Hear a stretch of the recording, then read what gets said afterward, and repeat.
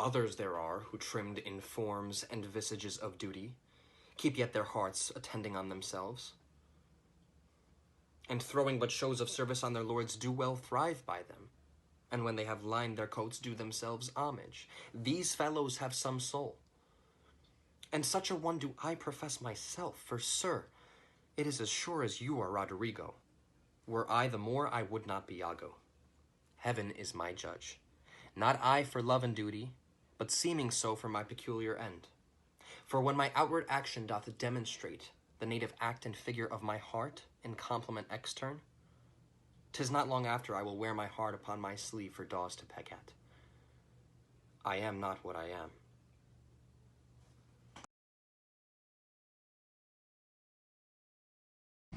Lady Beatrice, have you wept all this while? Yes, and I will weep a while longer. I will not desire that. You have no reason, I do it freely. Surely I do believe your fair cousin is wronged. How much might the man deserve of me that would right her? Is there any way to show such a friendship? A very even way, but no such friend. May a man do it? It is a man's office, but not yours. I do love nothing in the world so well as you. Is not that strange? As strange as a thing I know not. It were as possible for me to say I love nothing so as well as you. But believe me not, and yet I lie not. I confess nothing, nor I deny nothing. I am sorry for my cousin. By my sword, Beatrice, thou lovest me. Do not swear and eat it. I will swear by it that you love me, and I will make him eat it that say I love you not. Will you not eat your word? Will not the sauce be devised to it? I protest that I love thee. Why then, God forgive me. What offense, sweet Beatrice? You have swayed me in a happy hour. I was about to protest I loved you. And do it with all thy heart. I loved you with so much of my heart that none is left to protest. Come, bid me do anything for thee. Kill Claudio. Ha! Not for the wide world. You kill me to deny it. Farewell. Tarry, sweet Beatrice. I am gone, though I am here. There is no love in you. Nay, I pray you let me go. Beatrice. In faith, I will go. We'll be friends first. You dare easier be friends with me than fight with mine enemy. Is Claudio thine enemy? Is he not approved in the height of villain? He hath slandered, scorned, dishonored my kinswoman? Oh, that I were a man. What bear her in hand until they come into take your hands? And then with public accusation, uncovered slander, unmitigated rancor. Oh God, that I were a man. I would eat his heart in the marketplace. Hear me, Beatrice. Talk with a man at a window, a proper saying. Nay, but Beatrice. Sweet hero, she is wronged, she is slandered, she is undone. Beat. Princess and counties, surely a princely testimony, a godly count fect, a sweet gallant, surely. Oh, that I were a man for his sake, or that I had any friend would be a man for my sake. But manhood is melted into countries, valor into compliment, and men are only turned into tongue, and trim ones too. He is now as valiant as Hercules that only tells a lie and swears it. I cannot be a man with wishing, therefore I will die a woman with grieving. Tarry, good Beatrice. By this hand I love thee. Use it for my love some other way than swearing by it. Think you in your soul the Count Claudio hath wronged hero? Yeah, sure as I have thought or a soul. Enough, I am engaged. I will challenge him. I will kiss your hand, and so I leave you.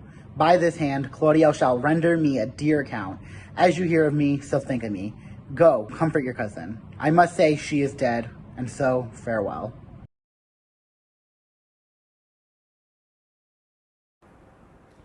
I pray thee, give it me. I know a bank where the wild thyme blows, where oxlips and the nodding violet grows, quite over-canopied with luscious woodbine, with sweet musk roses, and with eglantine. There sleeps Titania, some time of the night, lulled in these flowers with dances and delight. And there the snake throws her enamelled skin, weed wide enough to wrap a fairy in. And with the juice of this I'll streak her eyes, and make her full of hateful fantasies. Take thou some of it, and seek through this grove. A sweet Athenian lady is in love. With a disdainful youth anoint his eyes, but do it when the next thing he espies may be the lady. Thou shalt know the man, by the Athenian garments he hath on. Affect it with some care, that he may prove more fond on her than she upon her love, and look thou meet me ere the first cock crow.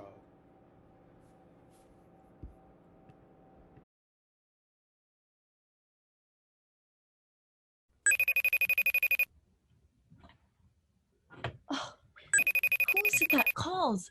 Is it my lady mother? Is she not down so late, or Oh, up so early. What unaccustomed cause procures her hither?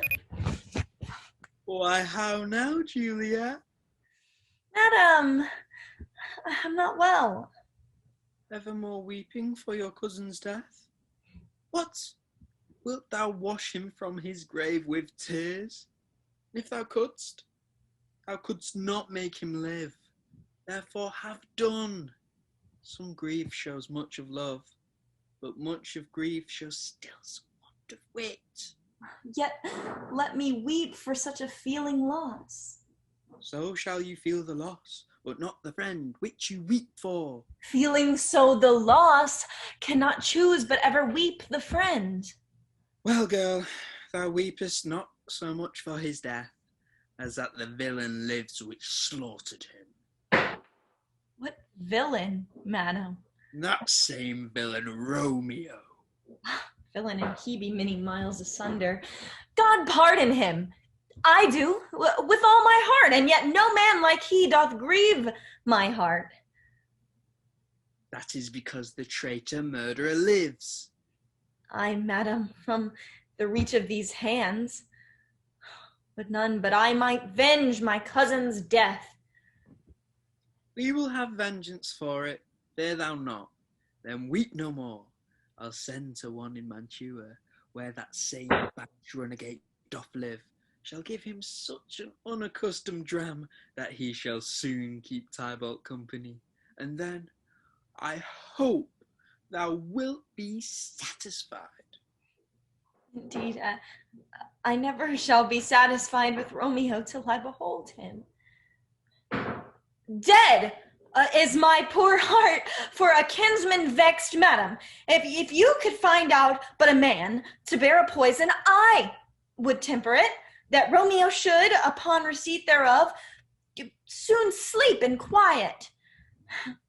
No, how my heart abhors to hear him named and cannot come to him, to wreak the love I bore my cousin upon his body that slaughtered him. Find thou the means, and I'll find such a man. But now, I tell thee, girl, joyful tidings. And joy comes, and well in such a needy time. What are they, beseech your ladyship? Well, well, thou hast a careful father, child, one who, to put thee from thy heaviness, have sorted out a sudden day of joy that thou expectst not, nor I look not for. Madam, in happy time, what day is it?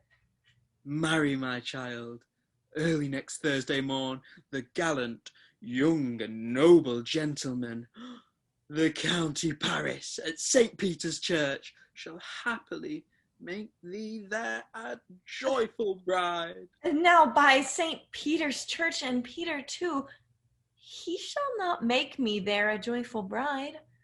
I wonder at this haste that I must wed ere that he should be my husband come to woo. I pray you, tell my lord and father, madam, I will not marry yet. And when I do, it shall be Romeo, whom you know I hate, rather than Paris. Ere these are news indeed. Here comes your father. Tell him so yourself, and see how he will take it at your hands.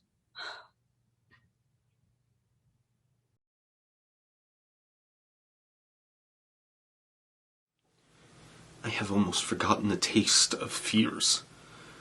The time has been... My senses would have cooled to hear a night shriek, and my fill of hair would at a dismal treatise rouse and stir as if life were in it. I have supped full with horrors. Direness, familiar to my slaughterous thoughts, cannot once start me. Wherefore was that cry? She should have died hereafter. There would have been a time for such a word. Tomorrow and tomorrow and tomorrow creeps in this petty pace from day to day until the last syllable of recorded time. And all our yesterdays have lighted fools the way to dusty death. Out! Out, brave candle!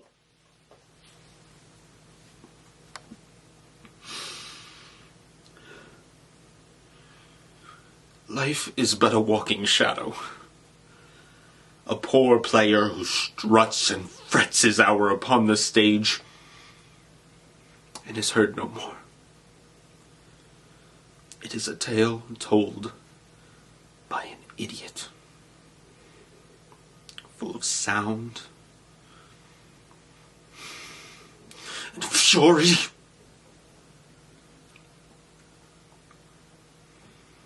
signifying nothing.